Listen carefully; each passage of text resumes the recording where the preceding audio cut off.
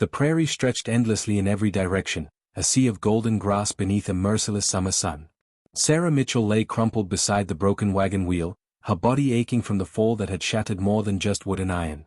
Her husband's words still echoed in her ears, each syllable a fresh wound deeper than any physical injury she bore. "I never loved you. You were just convenient." James had said it so casually, as if commenting on the weather. Then he had taken their only horse, the water canteen, and ridden east without looking back. Left her there, 30 miles from the nearest settlement, with a twisted ankle and the realization that her entire marriage had been a carefully constructed lie. Sarah had screamed after him until her throat burned raw. She had begged, pleaded, promised things she would hate herself for later. But James Mitchell had simply kept riding, his silhouette growing smaller against the horizon until he disappeared completely. That had been yesterday morning. Or was it the day before? Time had begun to blur in the oppressive heat. She had tried walking, dragging herself forward with a broken spoke from the wagon as a makeshift crutch. Every step sent lightning bolts of agony through her ankle. After perhaps a mile, she had collapsed, unable to continue. The sun beat down relentlessly, and her lips cracked and bled. The small amount of water left in her flask was long gone. Delirium crept in slowly. Sarah saw her mother in the wavering heat, calling her home to Pennsylvania. She saw her sister, who had warned her not to marry James, not to trust his smooth words and easy promises. She had ignored them all, convinced that love would conquer the doubts that whispered in the dark corners of her mind. Now she was paying the price for that foolishness. The second night brought terror. Strange sounds echoed across the prairie, howls and cries from creatures she could not see. Her imagination transformed shadows into monsters, and every rustle of grass became an approaching predator. She clutched a sharp rock, her only weapon, and prayed to a god she was no longer certain was listening. By the third day, Sarah had stopped moving entirely. Her skin had blistered and peeled under the relentless sun. Thirst had transformed her tongue into something foreign and swollen in her mouth. She lay in the sparse shade of a small outcropping of rocks, waiting for death to claim her. It seemed a mercy now, an end to suffering. She thought about her life, such as it was. 26 years of existence, and what did she have to show for it? No children. No home. No love. Just the cruel lesson that trust was a currency that bought nothing but heartbreak. Her father had been a hard man, quick with his fists and slow with affection. She had thought James was different, gentler. Another mistake in a lifetime that suddenly seemed filled with them. As consciousness faded in and out, Sarah began to see things that could not be real. A rider approaching from the west, moving with purpose across the prairie. She blinked, certain it was another hallucination, but the figure remained. A man on horseback, leading a second mount. He rode like someone born to the saddle, moving as one with his animal. She tried to call out, but her ruined throat produced only a dry croak. The rider came closer, and Sarah could see he was not a white settler. His long black hair flowed behind him, and his clothing was different, fringed leather decorated with intricate beadwork. A Lakota warrior, her fevered mind supplied, though she knew little about the native peoples of these lands. Fear and hope warred within her chest. She had heard stories, terrible stories, about what happened to white women captured by Indians. But she had also heard other stories, whispered tales of honor and mercy. Right now, Sarah Mitchell had nothing left to lose. Death awaited her regardless. The rider dismounted several yards away, approaching slowly with his hands visible and empty. His face was striking, with strong features and eyes that seemed to look straight through her pretenses to the broken soul beneath. He knelt beside her, and Sarah saw something unexpected in his expression. Compassion. He spoke in a language she did not understand, his voice low and soothing. Then he lifted a water skin to her cracked lips, and Sarah tasted salvation. The water was life itself, cool and pure against Sarah's ruined throat. She drank greedily until the stranger gently pulled the skin away, speaking in his language with a tone that clearly meant she needed to slow down. Through her blurred vision, she studied his face. He appeared to be in his mid-30s, with weathered skin that spoke of countless days under this same brutal sun. But unlike her, he seemed to belong here, as natural to this landscape as the grass itself. He examined her ankle with careful fingers, and Sarah bit back a scream when he touched the swollen joint. His expression grew serious. He looked at the scattered remains of her wagon in the distance, then back at her face, and she saw understanding dawn in his dark eyes. Someone had left her here deliberately. This was not an accident. The stranger stood and walked back to his horses, returning with several items. He had brought a blanket, dried meat, and something that looked like herbs wrapped in leather. He gestured for her to eat, and Sarah forced herself to take small bites of the pemmican, though her stomach rebelled at first. He mixed the herbs with water and indicated she should drink. The mixture tasted bitter and earthy, but she obeyed. As the immediate crisis of her thirst and hunger eased, reality crashed back over Sarah like a wave. She was alone on the prairie with a man she could not communicate with, completely at his mercy. Every dire warning she had ever heard about savage Indians flooded her mind, yet his actions contradicted those tales. He had given her water when he could have simply ridden past. He was tending her wounds when he could have taken advantage of her helplessness. The man spoke again, this time pointing to himself. "Thathienka Yengyaenki," he said carefully. Then he pointed at her with a questioning expression. "Sarah," she whispered. "Sarah Mitchell." He attempted to repeat it, the syllables awkward in his mouth. "Sora." Then he gestured to the west, where the sun was beginning its descent. He made it clear they needed to move. Panic seized her. "Please," she said, even though she knew he could not understand. "Please don't hurt me." Thathienka Yengyaenki paused and looked at her with something that might have been sadness. He placed his hand over his heart and spoke at length in Lakota, his tone earnest and sincere. Though she knew no words of his language, Sarah somehow understood he was making a promise. He would not harm her. He lifted her onto his second horse with surprising gentleness, then mounted his own. They rode west as darkness fell, and Sarah clung to the horse's mane, terrified of falling. The prairie transformed under moonlight into an alien landscape of silver and shadow. She had no idea where he was taking her, and the not knowing was almost worse than her physical pain. After what seemed like hours, lights appeared in the distance. As they drew closer, Sarah saw it was a village, a collection of teepees arranged in a great circle. Dogs began barking, and people emerged to see who approached. Sarah's heart hammered against her ribs. She was riding into a Lakota camp, a white woman among people whose lands and lives had been devastated by people who looked like her. Thathienka Yengyaenki called out something, and an older woman hurried forward. They spoke rapidly, the woman's eyes widening as she looked at Sarah. Others gathered around, their expressions ranging from curiosity to outright hostility. Sarah saw one young man spit on the ground when he saw her, his face twisted with hatred. The older woman spoke sharply to him, and he fell silent, though his eyes continued to burn with rage. Thathienka Yengyaenki dismounted and helped Sarah down, supporting her weight as he guided her toward a particular teepee. The woman followed, as did several others.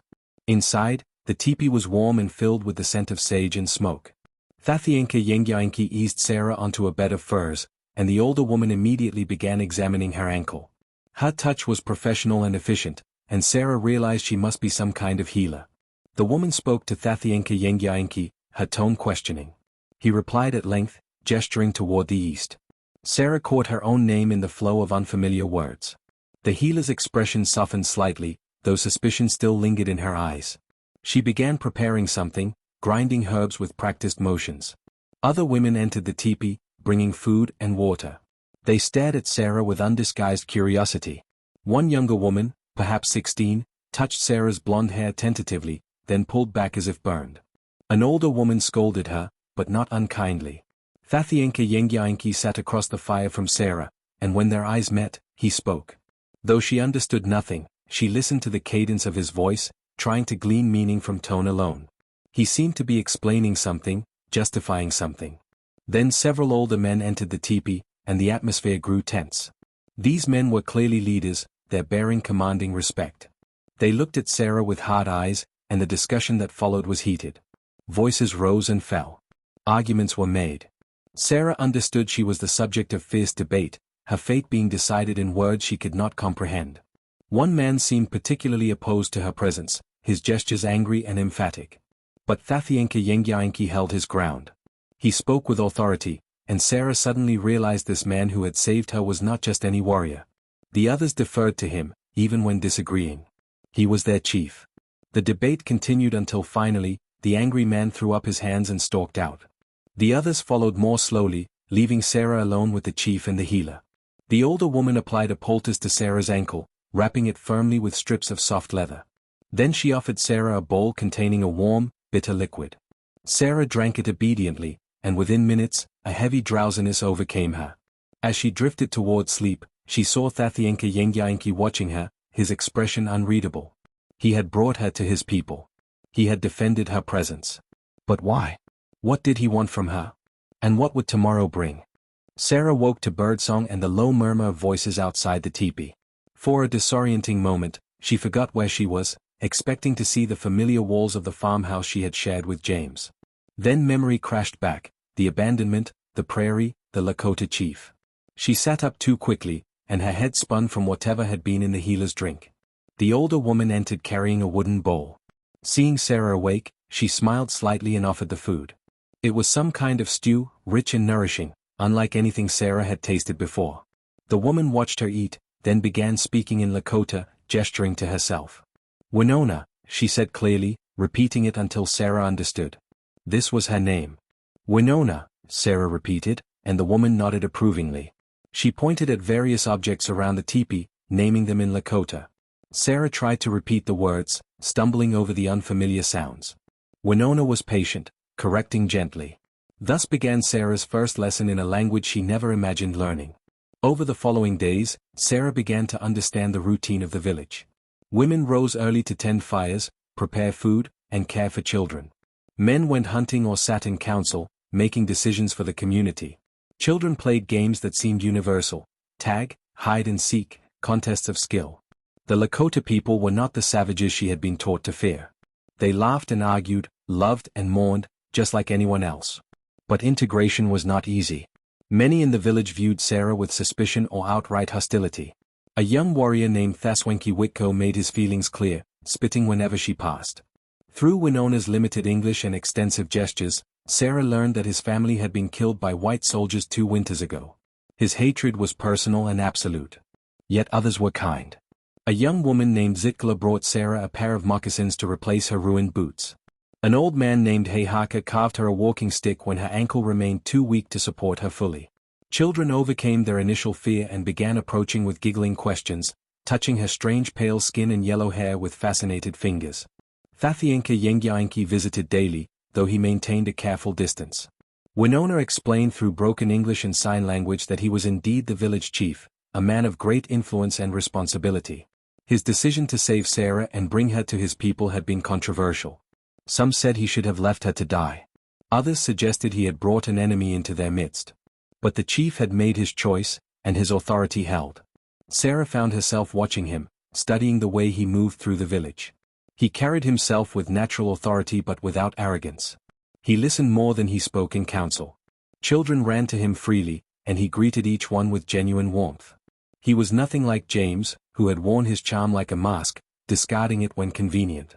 One afternoon, Thathienka Yengyainki approached while Sarah sat outside Winona's teepee, attempting to beat a small pouch under the older woman's instruction. He spoke, and Winona translated haltingly. He wanted to know about the man who had left her. Sarah's hands stilled on the beadwork. Through Winona's translation, Sarah found herself telling the story she had tried to bury. How James had courted her with pretty words and promises. How he had convinced her to marry him despite her family's reservations.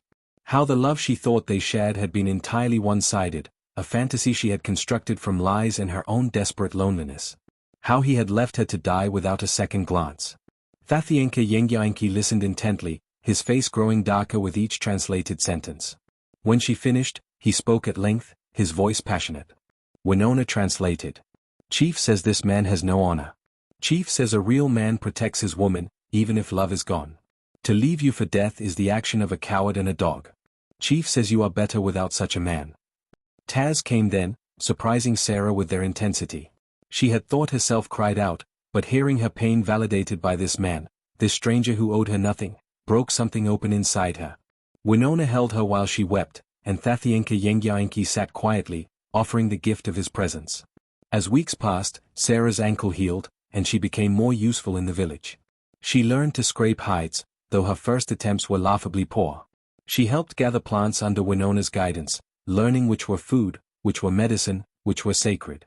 She began to understand the Lakota worldview, the interconnectedness of all things, the responsibility to take only what was needed, the importance of community over individual gain. She also learned about Thathienka Yengyainki's history. He had been married once, Winona revealed. His wife, Tesanwi, had died bringing their child into the world. The baby, a son, had died 2 days later. The chief had mourned for a full year, following all the traditional customs.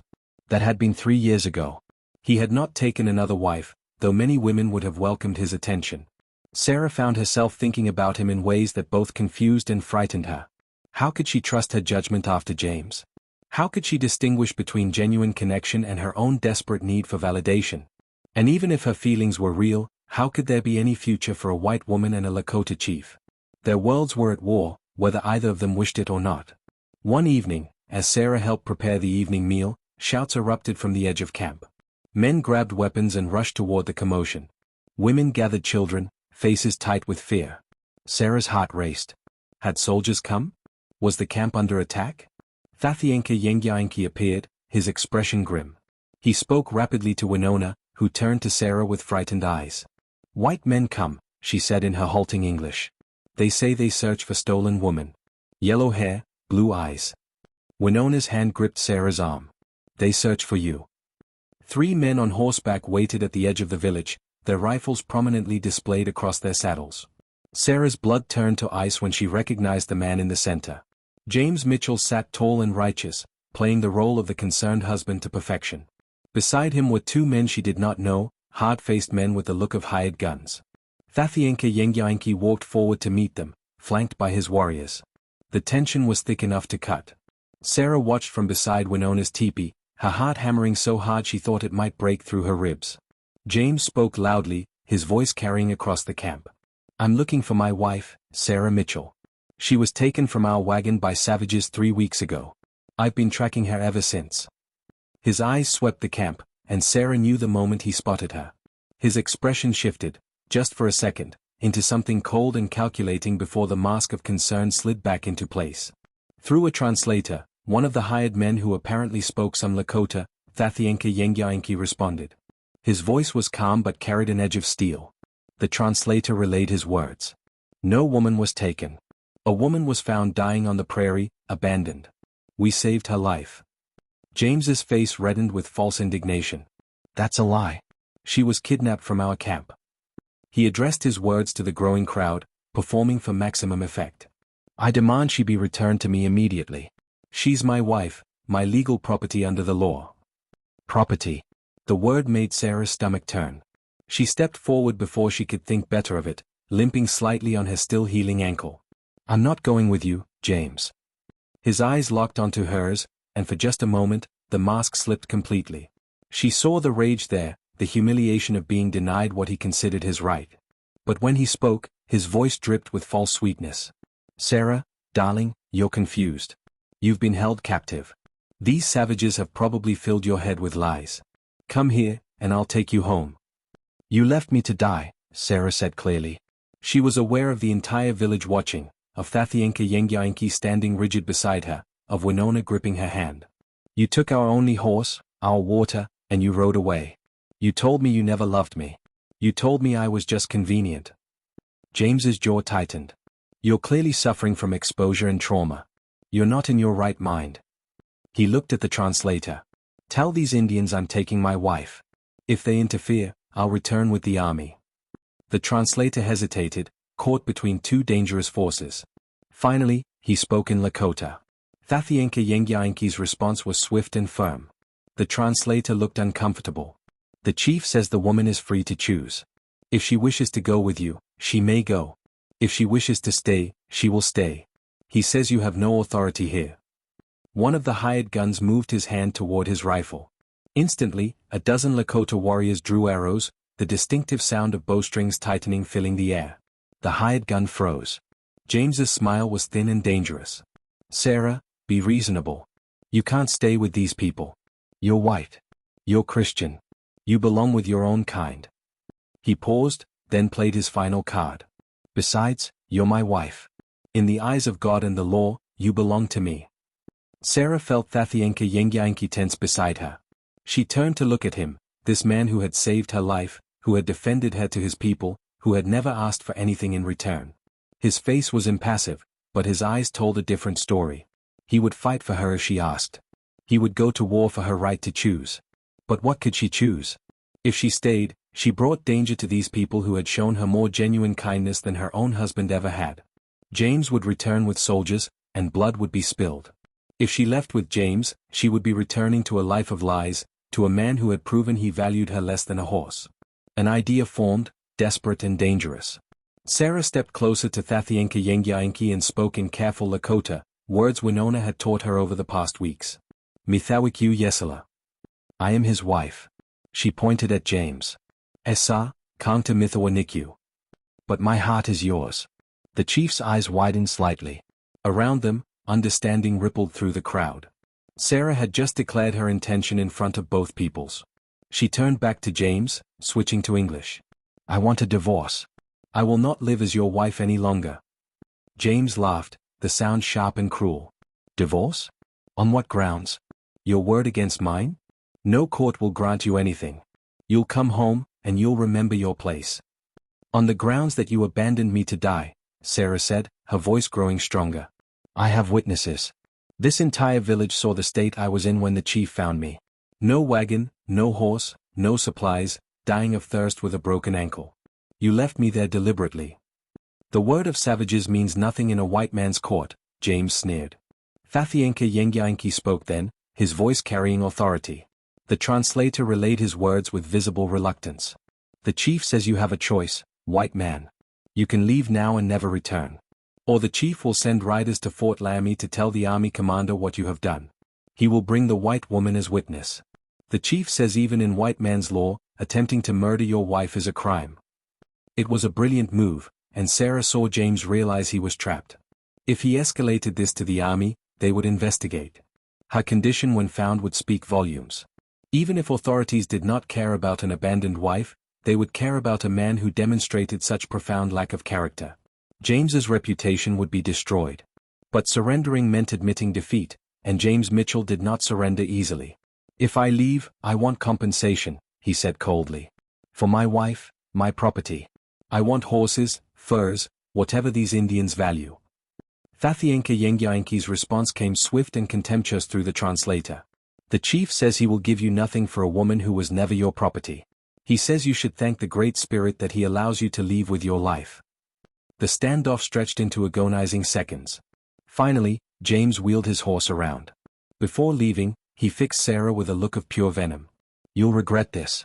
You'll die out here with these savages, and no one will mourn you. Then he was gone, his hired guns following. Sarah watched them disappear into the prairie, and felt as if shackles she had not known she wore had suddenly fallen away. The village erupted in conversation after the white men departed. Some voices were angry, others relieved, still others uncertain. Sarah stood frozen, suddenly aware of what she had done. She had just severed her last tie to the world she had known, cast her lot completely with people whose language she barely spoke, whose customs she barely understood. Thathienka Yengiainki turned to her and spoke. Winona appeared at her elbow to translate. Chief asks if you spoke true.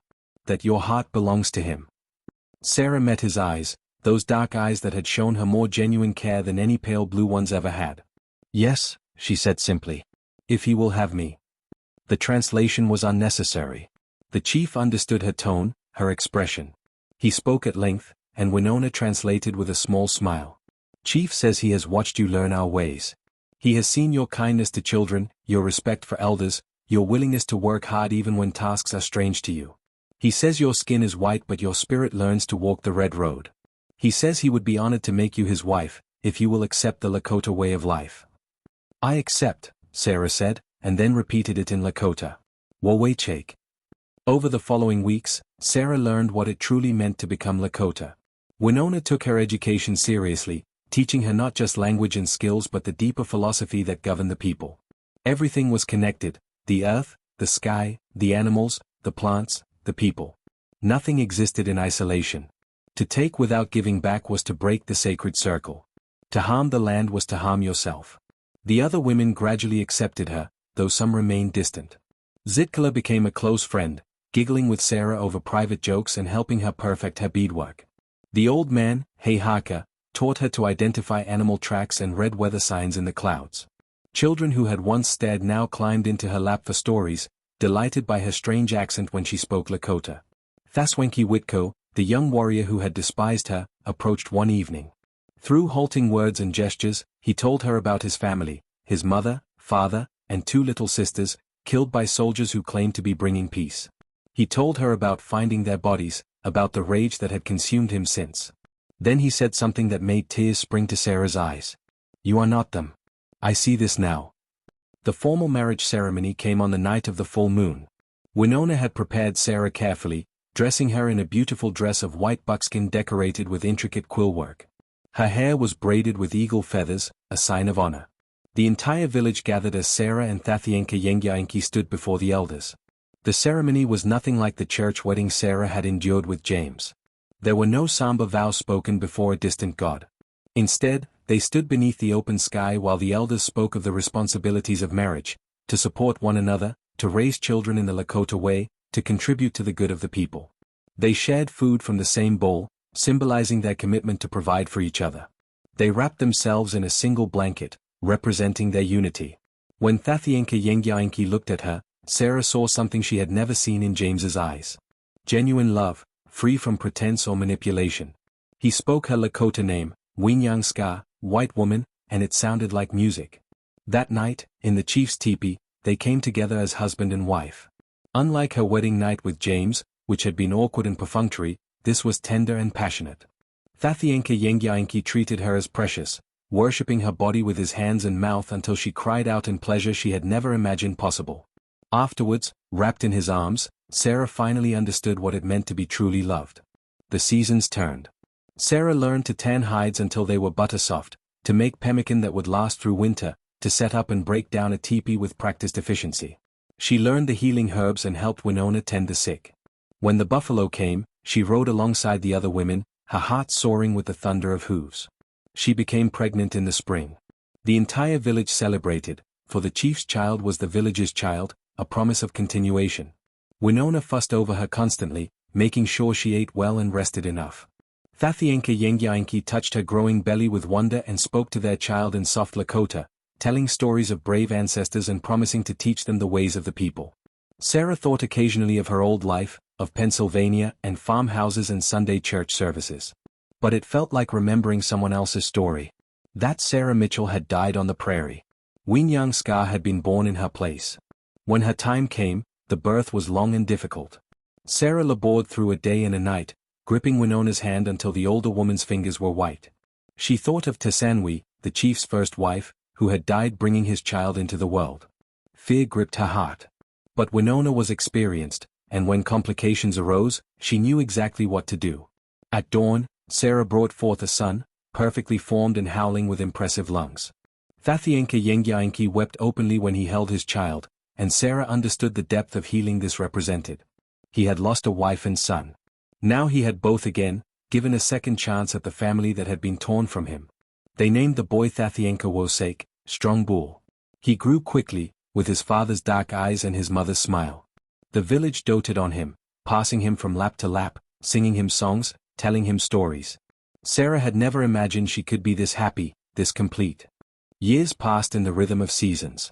More children came, a daughter they named Zienkala Waste, Beautiful Bird, and another son, Heihaka Gleska, Spotted Elk. The teepee rang with laughter and the chaos of growing children.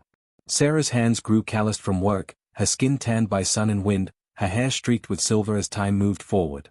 Sometimes, travelers brought news from the white world. A war between the states had torn the country apart. Settlements pushed ever westward. The buffalo herds grew smaller each year. Sarah knew difficult times lay ahead, that the freedom her adopted people enjoyed would not last forever. But she also knew that love and community could sustain people through the darkest times. One evening, as she sat with Thathienka Yengiainki watching the sunset paint the prairie gold and crimson, she thought about the woman she had been. That Sarah had been abandoned by a man who never valued her. This Sarah had been found by a man who cherished her. That Sarah had been weak and helpless. This Sarah was strong and capable. That Sarah had been dying. This Sarah was truly, fully alive. Her husband took her hand, his touch still sending warmth through her after all these years. "What are you thinking, Winyang Ska?" he asked in Lakota. Sarah smiled, squeezing his fingers. "I am thinking that sometimes we must die to our old lives before we can be born into our true ones. I am thinking that the prairie that almost killed me gave me everything worth living for." Thathienka Yengiainki pulled her close, and they sat together in comfortable silence, watching their children play as the day surrendered to night. Sarah had found her home, not in a place, but in belonging, to this man, to this people, to this life she never could have imagined but could no longer imagine living without. The stars emerged one by one, and somewhere in the distance, a coyote sang to the rising moon. Sarah closed her eyes and listened, understanding now that she was part of this song, this land, this endless circle of life and death and rebirth. She had been abandoned. She had been saved. She had been transformed. And she had finally, truly, come home.